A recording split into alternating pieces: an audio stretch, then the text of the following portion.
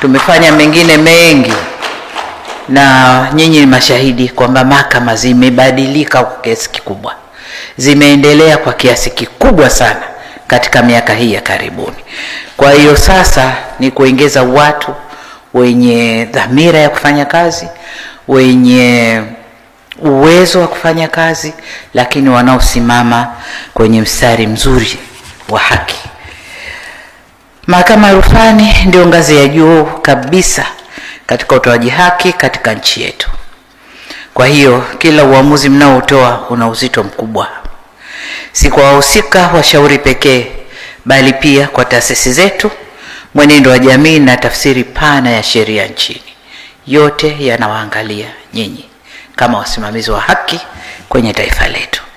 Hivyo basi, nendeni mkalinde heshima na uhuru wa mahakama, lakini pia muendelee kuimarisha uwajibikaji, nidhamu na maadili ndani ya mhimili huu muhimu.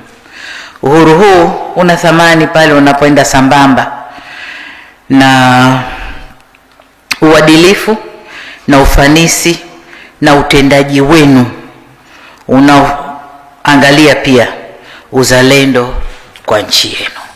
Mnapotoa maamuzi, taifa kwanza, nchi kwanza, alafu then mtakwenda kwenye mambo mengine.